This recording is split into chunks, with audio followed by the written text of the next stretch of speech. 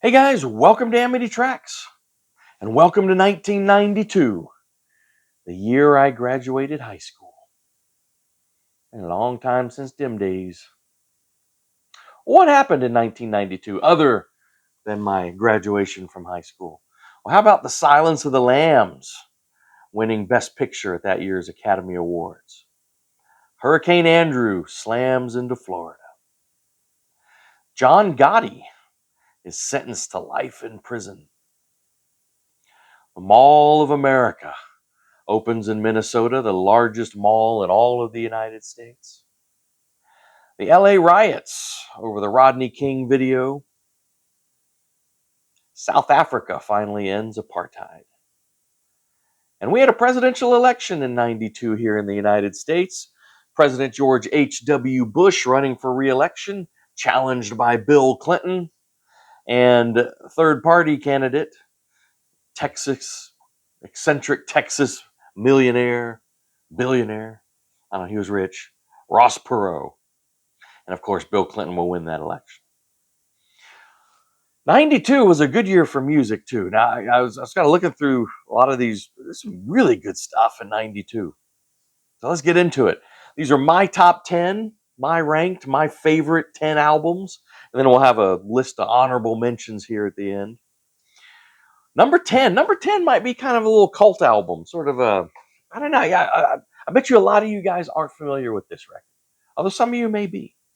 It's the only full length, like legit studio album that this group ever put out. They're an interesting group, though. I'm talking about a group called Archangels. There they are, Archangels. Now, this was kind of a, I don't know, a super group of sorts, or at least sort of Texas or Austin super group. I don't know about the rest of the United States. But, Stevie Ray Vaughan had died, when did he, was it 91? I think. Yeah, I don't know. Early 90s, maybe it was 90, 91, had died, of course, in that horrible helicopter crash. Now, as you know, Stevie Ray Vaughan had a band called Double Trouble, drummer Chris Layton and bassist Tommy Shannon that make up the rhythm section for this group. And then two guitarists, singer-songwriters, Doyle Bramhall II, who had been friends with Stevie Ray Vaughan, and I believe his father had been friends with Stevie Ray Vaughan, and Charlie Sexton. And so, this, again, sort of kind of well-known Texas Austin musicians came together and formed this group called Archangels, and they put out this record, and it was really good. If these videos encourage you to check some stuff out, this is a good one. This is a good one. It's just really solid, kind of rock, just good rock music, but obviously with a bit of that, kind of blues rock influence. But it's not like as overtly blues as like Stevie Ray Vaughan was. But just really great musicians. I wish these guys had been able to stay together longer to, I don't know, do some more work. Now I know that I believe recently they've regrouped and they've been touring, and they put out a live record, which I don't have, a while back, but this is their only like studio record, and it's good. It's very good. Now, number 9, I'm sure all of you know. Okay, we'll go from kind of a cult Texas thing to one everyone knows, and one that I bet you quite a few of you, I'm sure Todd over at Lost Mixtapes would have this way higher. But yeah, this is where I do have Automatic for the People from REM. I This is great. I cannot deny the greatness of it, and I genuinely really like it a lot. I don't love it as much as a lot of people do, though. I guess it's kind of rare that I want to listen to it all the way through. But man, Try Not to Breathe, Sweetness Follows, Man on the Moon, Night Swimming, Find the River, Drive. Love all those songs. Yeah, even before it got like way overplayed and everything, I was never a huge fan of Everybody Hurts, but yeah, I mean, undeniably a great record. But yeah, I do have it at 9, though. I do have it at 9, which, like I said, might be a little too low for a lot of people. All right, number 8 is an artist you see me talk about a lot on this channel because I love this guy. But Neil Young puts out Harvest Moon in 1992, and I have that in the 8 slot. So, from the name and even the artwork and everything else, I mean, this is a blatant, I don't know, call it a sequel, but returning to the sounds of harvest, right? His I think his most commercially successful record, I think. But the acoustic sounds, and it's a beautiful record. This is a beautiful record in its own right. He had this resurgence starting with Freedom and then Ragged Glory, and he just kind of continues it with this. This was hugely successful as well. In the '90s, this resurgence going into the '90s. I again, is this one kind of like with Automatic for the People? Is this one that I listened to all the way through? A lot, no, but I mean, there are some songs that have become Neil Young standards off of this record. Unknown Legend and the title track, I think, are the two that really stand out. But that's a beautiful record all the way through. Really is. I mean, Neil was on a hot streak. All right, number 7 is a guy, one of my personal favorites. I've met him several times. He's one of the coolest artists I've ever met. When you meet artists, you're always, are they gonna be jerks, or are they gonna, But no, he's just one of the nicest guys, and I, I love his music, and I love his former band's music in the '80s. We'll probably do a video on them at some point, but I'm talking about Colin Hay, from Men at Work in the '80s. But Men at Work only put out 3 records, but Colin Hay has had decades of solo career and a lot of solo records. A lot of these records, like this one, is called Peaks and Valleys. Like this one, under the radar. I mean, not very well known at all, which is a shame. Now, this actually do have a signature on here. This is one of the several records I've had him sign, when I've met him. But so that's what all the writing is on there, the scribbly. But this is just so good. This is solo acoustic. A lot of people, you think about Men at Work, Down Under and Overkill and It's a Mistake, kind of those big '80s hits. You don't think like singer songwriter, acoustic guitar player, but excellent. And I think what he has several kind of solo acoustic records, in his solo discography. And what they show is he's a very good guitar player. I mean, he wasn't even the lead guitar player in Men at Work, right? That was Ron Streichert, but very good guitar player, in his own right. This is not just sort of strumming chords. I mean, he plays kind of some intricate parts, and but really that instantly identifiable voice is still very strong. It's still, even to this day, still very strong. And yeah, and great set of songs. She Keeps Me Dreaming. What else is great on here? Dream On, Conversation, Melbourne Song.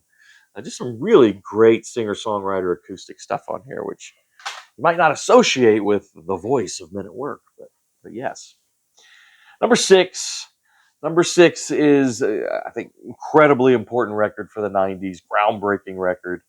I actually have it, but I on CD, but I think it's in one of my boxes. So just have to show you a picture up here. But yeah, Alice in Chains, Dirt, undeniably. I mean, undeniably dark. This is kind of a relentlessly dark record, but undeniably great too. I mean, just the musician, the musical creativity, of Jerry Cantrell, with combined with that just wail from that voice just from the depths of his soul of Lane Staley. Just it's. I mean, this is the record, right? Although they have an EP coming up a year or two, whatever year it pops up, which I love even more. But undeniably important and great record. All right, in my 5 and 4 slot, this is since we've kind of gotten into the '90s in my yearly countdowns. uh, I warned you, and you've seen. I mean, like they're going to kind of pop up in these lists whenever these two groups put out records, and here you go again. Now, my 5 slot is a band that doesn't have. They only have one more left before they break up, so you won't see them much anymore. But I do have Uncle Tupelo. Like I said, whenever Uncle Tupelo puts out a record, they're going to be there. And this is the creatively titled March 16th through 20th, 1992. One of the least exciting album titles ever, but a great record. And you know, this is sort of the the acoustic record, right? Where it's kind of a not like none of their kind of driving electric rock songs. I mean, these are all just like kind of acoustic folk influenced, but man, brilliant stuff. And again, you have Jeff Tweedy, who's sort of coming into his own, even more and more as a songwriter, asserting his own creativity here, and it's probably not sitting all that well with Jay Farrar, who envisions Uncle Tupelo as his band, and they're only going to last one more record. But yeah, I mean, just gorgeous acoustic, you know, like acoustic folk stuff. Grindstone, Coal Miners, Wait Up, Criminals, Moonshiner, Black Eye. I love the instrumental Sandusky too. I mean, it's just gorgeous stuff. Gorgeous stuff. The other band in my 4 slot is, well, the last video we did was a ranking of their entire discography. I don't need to talk too much about this record because I just did in the last video, but we do have the Tragically Hip and Fully Completely, their third record if you're not including their EP that they started with. And go watch my previous video and I talk a lot about this record. It is one of their greatest. See where I rank it. But I mean, just really perfect all the way through. I don't think there's a bum track on here. At the 100th Meridian, Looking for a Place to Happen, Locked in the Trunk of a Car. I mean, Gordon Downey is just at a peak in songwriting. Wheat Kings is gorgeous. Man, yeah, it's just really a perfect Tragically Hip album. But again, go watch my previous video to get a great overview of that whole band and their entire discography. But man, top 3 here. Top 3 for me are huge. Huge artists for me, huge records for me. My number 1, when we get to it, is actually in my top 10 records, like as far as like favorite records of all time. Period. That's how great that one is. But let's talk about number 3 first. Number 3 is from The Cure, and that is Wish. Man, this is fantastic. I mean, just one of those great Cure records where they do kind of go back and forth between these, like very kind of aggressive, a lot of distortion, but and then also kind of they're more beautiful melancholy, and it's just got both on there. What was the Friday I'm in Love? Of course, is the big pop hit off of here, which is fantastic. But really, this whole thing all the way through, I love how it starts with a song called Open and it closes with a song called End. Open, End. And High is great. From the Edge of the Deep Green Sea, I think is really, really compelling. What else is great? A Letter to Elise, I think, is gorgeous, heartbreaking. But yeah, awesome all the way through. I saw them on this tour in Houston. I didn't talk about that in my concerts, my top 10 concerts video, but that was a fantastic show. Yeah, has some funny stories with it. Anyway, great record though. Great record. In the number 2 slot, another artist who's really important to me, be Peter Gabriel with Us. And he this is his follow up. Well, he did the Passion record, which was the soundtrack to Last Temptation of Christ. But that was a soundtrack. But this is his kind of proper follow up to So, and it had been what was So, like 86, I think. Yeah, so like 4, 5, 6, 8 years, something like that. And that's just a pattern we, unfortunately, have gotten used to, from this kind of era on, where these long stretches of time between Peter Gabriel records. But yeah, Us was fantastic. I saw this tour also in Houston, which was great. Always interesting artwork from Peter Gabriel as always. But yeah, kind of along the lines of So in some ways, but I think a little bit more experimental. Because really, So was sort of his sort of commercial peak. After So, he really does kind of get more experimental, kind of like he had been before. And this one still sort of straddles that. You have like Steam was kind of the radio hit, Digging in the Dirt, great single, although that's kind of a weird song for a single. Yeah, Come Talk to Me, I think, is just stunning opener. I believe with Sinead O'Connor on backing vocals on that, and or almost more like a duet than backing vocals. But yeah, she's fantastic on there. Love to Be Loved, Blood of Eden is gorgeous. Yeah, Secret World, awesome closer. Yeah, just one of Peter Gabriel's greats. Oh, that was loud. But my number one, this is a just stunningly brilliant record. If this video inspires you to go listen to anything that you haven't, let it be this. Like I told you before, this is in my top 10 favorite records, period. Any year, any time. Los Lobos, Kiko. Los Lobos, Kiko. Uh, I mean, what? How to describe this record? It's if I throw in all these styles that they're using on here, it sounds like this kind of mess. But no, it flows beautifully. They take each one of these styles, sometimes on its own, sometimes mixing it with some of the other styles. But I mean, it's rock, it's blues, it's traditional Mexican music. It's even a little bit of mariachi in there. It's folk. There's a little bit of country in there. I mean, it's everything. It's like just this American music all mixed together, and I mean, it's some psychedelic stuff in there, and it's just nothing sounds like Kiko. I mean, nothing in their the rest of their discography, nothing quite sounds like this. But to me, nothing from anybody. So, and Kiko is just it's just kind of one of those like lightning strikes, and it's just brilliant. 16 songs on here. Um, Man, I mean, if you want me to like list highlights, I just give you the whole track listing. I mean, this thing, and again, just the way it flows. I mean, all I can say is go listen to this if you are not familiar with Kiko. It is just brilliant, just brilliant. I mean, I just kind of look at that. The imagery on there is. I mean, they well, whatever was inspiring them at this time is it's just it's incredible. Yeah. So Kiko, one of my very favorite albums of all time from Los Lobos. All right, some honorable mentions from '92. '92 was a good year. I really like Sean Colvin. It's her second record. And honestly, this her I love her debut, and I think this is good too. But after this, I kind of fall off. I'm not a huge fan of stuff that came later, but man, this is still really good.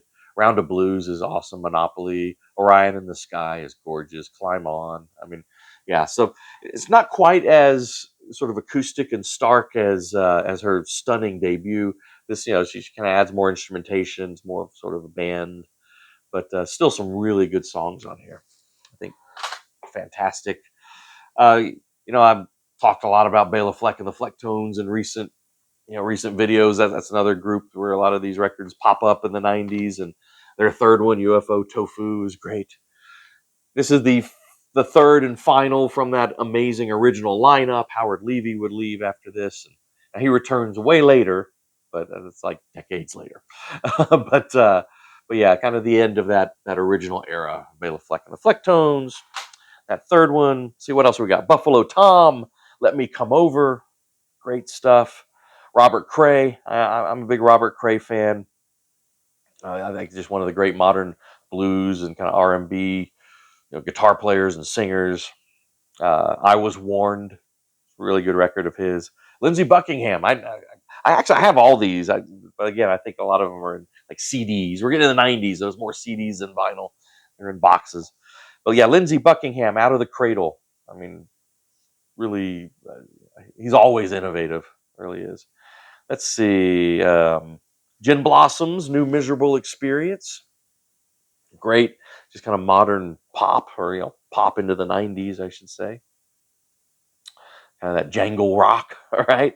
The Lemonheads, It's a Shame About Ray, kind of similar thing. Morrissey puts out a great album, Your Arsenal. I like that one a lot. And Lyle Lovett, Joshua Judge's Ruth.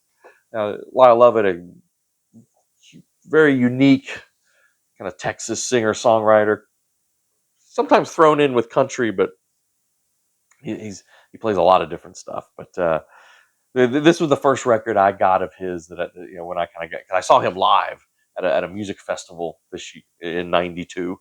I was kind of blown away by the performance, and this was the current record that was out at the time. So it was the first record of his. It's a good record, but he's got better ones. But you know, this is the '92 release, and it's a good record. Now there are two hugely important records that I do have in my honorable mention. Of course, Dr. Dre's The Chronic, uh, incredibly important, brilliant record. Just not really my area, my genre. And Rage Against the Machine. Again, I think important. I think uh, very artistic and great, but it's not something I like to listen to very much. But we can put those two, in honorable mentions for me. All right, what about you guys? 19. Let's talk 1992 in the comments. What did I get right? What did I get wrong? What did I miss? Give me some great stuff from 92 that I didn't even talk about. Let's talk 92, and we'll see you next time on Amity Tracks.